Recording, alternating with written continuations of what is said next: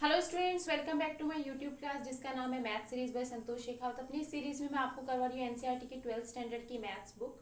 और अभी मैं आपको करवा रही हूँ 12th चैप्टर। मैंने 12th चैप्टर की 2 क्लासेस पहले ले लिए और अभी जो है वो मैं आपको एक नया कॉन्सेप्ट जो है उसका बताऊँगी, जो एक मैं क्वेश्चन के थ्रू आपको एक्सप्लेन करूँगी। So let's move to my class. Okay students, तो मैंने यहाँ पे क्वेश्चन नंबर 7 लिया है क्योंकि एक्सरसाइज 12.1 का है। और इस क्वेश्चन को पहले मैं आपको एक्सप्लेन करती हूँ, फिर मैं आपको इस क्वेश्चन में छुपा हुआ कॉन्सेप्ट बताऊंगी। तो क्वेश्चन स्टार्ट करते हैं स्टूडेंट। आपको यहाँ पे एक ऑब्जेक्टिव फंक्शन दिया हुआ है जिसको आपको मैक्सिमाइज भी करना है और मिनिमाइज भी करना है, राइट। और ये आपको 3 कंस्ट्रेंट्स गिवन है जो कि इस तरह से है, राइट। तो हम पहले इनके पॉइंट्स फाइंड कर लेते हैं। तो अगर x प्लस 2y इक्वल 120 है स्टूडेंट्स, तो अगर मैं x इक्वल 0 पुट करती हूँ तो मेरे पास में y की जो वैल्यू है वो क्या आएगी स्टूडेंट, 60 आएगी, राइट। और एक स्टूडेंट्स मेरे पास में अगर मैं x की वैल्यू यहाँ पे y की वैल्यू अगर आप 0 पुट करते हो तो आपके पास में x की वैल्यू कितनी आएगी, 120, राइट। अब स्टूडेंट्स हम क्या करेंगे, second equation x plus Y equal 60 given है। तो जब आप x की वैल्यू 0 पुट करोगे तो y की वैल्यू 60 आएगी, और जब आप y की वैल्यू 0 पुट करोगे तो x की वैल्यू आपके पास में 60 आएगी, राइट। ये इक्वेशन आपको गिवन है स्टूडेंट x से माइनस 2y, जो कि आप इसको ऐसे भी लिख सकते हो, y इक्वल 0 है तो x इक्वल आप 2y लिख सकते हो, राइट। तो x इक्वल 2y का जो लाइन होता है वो ओरिजिन से ये पास होगा। मतलब स्टूडेंट्स इसमें आपको आप क्या समझ सकते हो कि जो x कोऑर्डिनेट है वो y कोऑर्डिनेट का डबल होगा हमेशा, राइट। तो इसमें पॉइंट फाइंड करने की जरूरत है, हम ऐसे इसको ड्रॉ कर लेंगे। तो स्टूडेंट्स पहले मैं आपको इसका ग्राफ ड्रॉ करके बताती हूँ कि ग्राफ किस तरह से हम इसका ड्रॉ करेंगे। तो स्टूडेंट्स ग्राफ ड्रॉ करने के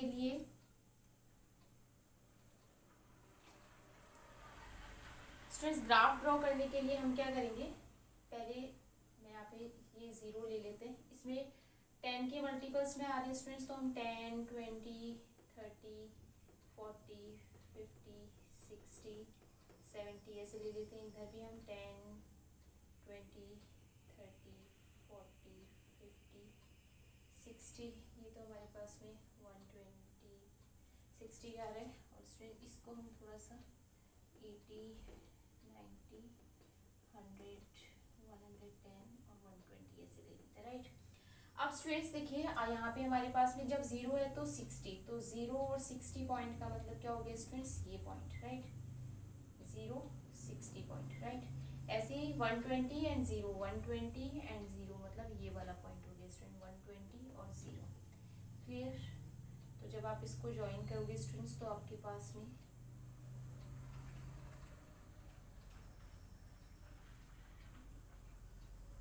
इस तरह से एक लाइन आएगी, जो कि राइट।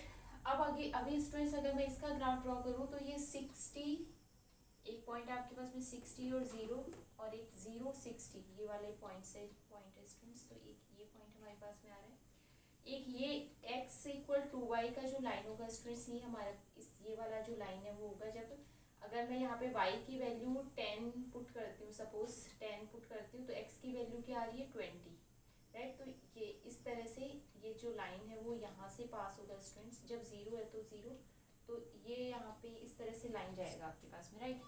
अब स्टूडेंट्स हमें ये देखना है कि इसका हमारा ये हमने ग्राफ ड्रॉ कर लिया। अब हम देखेंगे कि इसका फिजिबल रीजन जो है हमारा कौन सा आ रहा है। तो देखिए स्टूडेंट्स, अगर मैं यहाँ पे 0, 0 पुट करती हूँ तो 0, 0 इज लेस देन 120, ये करेक्ट है। तो इसका ग्राफ कौन सा है स्टूडेंट्स, हमारे पास में ये वाला। तो इसका मतलब इसका जो रीजन आएगा वो 0, 0 की तरफ आएगा, क्लियर स्टूडेंट्स। अगर मैं इसको देखूं तो ये 0, 0 इज ग्रेटर देन 60, जो कि रॉन्ग है। 0, 0 इज नॉट ग्रेटर देन 60। तो इसका मतलब ये जो लाइन है आपके पास में, इसका रीजन स्टूडेंट्स इस तरफ जाएगा, राइट। उसके बाद में हम इसको देखते हैं तो इसमें भी सेम ही हो रहा है। अगर आप 0, 0 पुट करते हैं तो ग्रेटर देन इक्वल 0, ये हमारे पास में करेक्ट आ रहा है, राइट। तो इसका जो होगा रीजन किस तरफ होगा स्टूडेंट्स, इस तरफ होगा, राइट। अब हम क्या देख रहे हैं स्टूडेंट्स कि हमारे पास में ये जो तीनों लाइंस हैं, इसका जो कॉमन रीजन आ रहा है वो कौन सा आ रहा है स्टूडेंट्स, ये वाला। ये रीजन हमारे पास में कॉमन आ रहा है, जिसको मैं नेम दे देती हूँ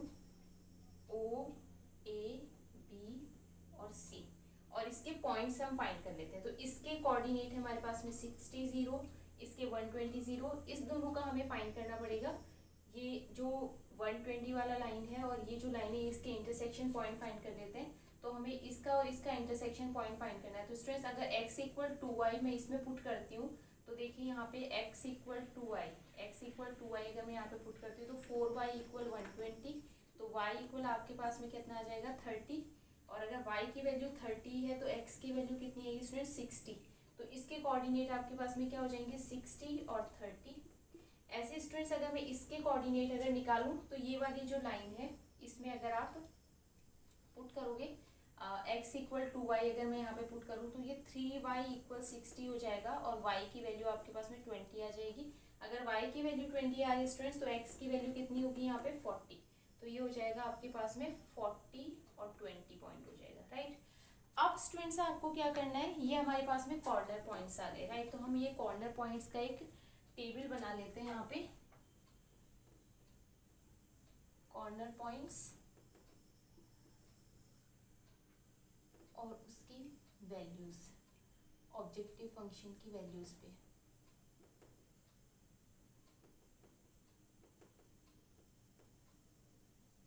राइट, तो हमारे पास में कॉर्नर पॉइंट्स कौन कौन से आ रहे हैं स्टूडेंट्स, एक तो हमारे पास में O आ रहा है जिसके कोऑर्डिनेट 60 0 है, एक हमारे पास में A आ रहा है जिसके कोऑर्डिनेट 40 20 है, एक B आ रहा है जिसके कोऑर्डिनेट हमारे पास में 60 30 है, एक हमारे पास में आ रहा है स्टूडेंट C जिसके कोऑर्डिनेट 120 और 0 है, राइट। अब स्टूडेंट्स हम ये वैल्यू पुट कर देते हैं और हम देख लेते हैं कि इसमें किस में मैक्सिमा आ रहा है और किस में मिनिमम आ रही है, राइट। तो हमारा ऑब्जेक्टिव फंक्शन क्या है स्टूडेंट्स 5x प्लस 10y, ये z equal 5x plus 10y, right. अब स्टूडेंट्स अगर मैं ये वैल्यू इसमें पुट करती हूँ 60 वैल्यू अगर मैं यहाँ पे पुट, ये तो 0 हो जाएगा, 60 जब आप पुट करोगे तो आपके पास में कितना आएगा 300। जब आप 40 20 पुट करोगे स्टूडेंट्स तो 40 5 multiply by 40 plus 10 multiply by 20, तो ये कितना हो रहा है स्टूडेंट्स 5 4 200 और ये आपका हो रहा है 200, मतलब 400 हमारे पास में वैल्यू आ रही है, right.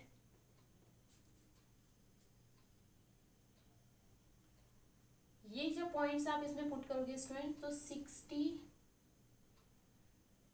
5 multiply by 60 plus 10 multiply by 30, तो ये कितना हो रहा है स्टूडेंट्स, यहाँ पे हमारे पास में 600 आ जाएगा।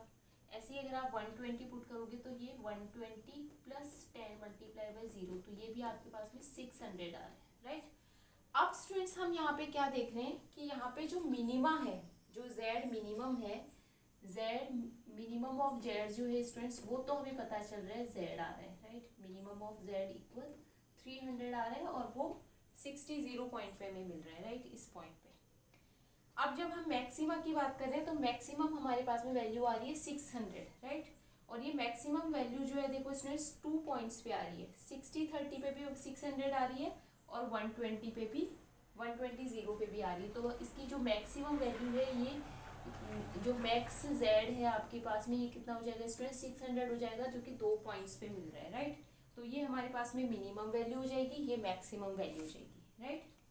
अब स्टूडेंट्स मैं आपको एक बहुत ही इंपॉर्टेंट चीज़ बता रही हूँ, जो आपको जैसे सपोज आपको ये क्वेश्चन दे दिया जाता, क्योंकि आपके तो MCQ क्वेश्चंस जो हैं वो आएंगे एग्जाम में, तो अगर आपको ये क्वेश्चन दे दिया जाता और आपसे ये पूछा जाता है कि इसके जो सॉल्यूशन होंगे मैक्सिमा आपसे पूछा जाता और ये पूछा जाता कि इसका जो मैक्सिमा है वो यूनिक होगा या फिर जो मैक्सिमम वैल्यू जो पॉइंट्स देंगे वो यूनिक होंगे कि इनफाइनाइट सॉल्यूशन होंगे, क्या होगा, या मोर देन वन सॉल्यूशन होगा। तो स्टूडेंट्स यहाँ पे मैं आपको बताना चाहती हूँ कि जब भी ऑब्जेक्टिव फंक्शन जो है, जैसे यहाँ पे z equal 5x plus 10y दे रखा है और कोई भी एक कंस्टेंट जो है उसके कोफिशिएंट अगर सेम हो, रेशियो सेम हो, जैसे यहाँ पे 5x है और 10y है, राइट। तो इसका 5/10 x और y का अगर मैं रेशियो निकालूं तो 5/10, ऐसे ही इसका अगर आप रेशियो देखो तो ये भी स्टूडेंट्स क्या हो रहा है 1/2 हो रहा है, दोनों का रेशियो आप देख रहे हो सेम आ रहा है। तो कोई भी एक कंस्टेंट हो सकता है स्टूडेंट, तो अगर कोई भी एक कंस्टेंट जो है उसका रेशियो ऑब्जेक्टिव फंक्शन के रेशियो के इक्वल आ रहा है तो इसका मतलब उसके more than one solution exist करेंगे। तो आप इस क्वेश्चन को बिना सॉल्व किए बता सकते हो। यहाँ पे तो आपको सॉल्यूशन पूछा है तो ऑब्वियसली आपको सॉल्व करना पड़ेगा, लेकिन अगर इस क्वेश्चन में ये पूछा जाता है कि इसके यूनिक सॉल्यूशन एग्जिस्ट करेगा या more than one solution exist करेंगे, तो यहाँ पे हम देख रहे हैं कि more than one solution exist कर रहे हैं। 2 पॉइंट्स में हमारे पास में मैक्सिमा आ रहा है, तो आप ये क्वेश्चन बिना सॉल्व करे बता सकते हो कि इसके more than one solution exist करेंगे। आप ये देख के ऑब्जेक्टिव फंक्शन, मैं एक बार फिर से बता देती हूँ, ऑब्जेक्टिव फंक्शन का जो एक्स और वाई के कोफिशिएंट का जो रेशियो है वो, और कोई भी एक कंस्ट्रेंट का जो रेशियो है वो अगर दोनों सेम आता है तो इसका मतलब उसके मोर देन वन सॉल्यूशन जो है एग्जिस्ट करेंगे, राइट। ये बहुत इंपॉर्टेंट चीज़ है जो आप ध्यान में रख सकते हो। इससे आपका एमसीक्यू जो क्वेश्चंस है वो विदाउट सॉल्विंग हो जाएगा, क्योंकि एमसीक्यू क्वेश्चंस हमें मिनिमम टाइम में करने होते हैं, राइट। तो ये आपको आगे भी बहुत यूज़फुल होगा।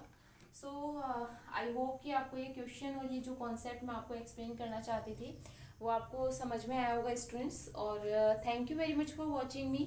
If you like my channel then please like it, share it and subscribe it. And if you want to ask any question then you can write in the comment box. मैं student LPP का एक class और लूँगी जिसमें मैं आपको equations हम construct कैसे करते हैं वो मैं आपको एक्सप्लेन करूँगी। वैसे आपके सिलेबस में जो क्वेश्चंस जो आएंगे उनमें जो इक्वेशंस हैं वो ऑलरेडी कंस्ट्रक्टेड फॉर्म में ही होगी, बट मुझे लगता है कि फिर भी आपको आना चाहिए कि हम इक्वेशन कैसे कंस्ट्रक्ट करते हैं, तो मैं वो आपको एक्सप्लेन करूँगी। So thank you very much for watching me. And if you want to ask any question then you can write in the comment box.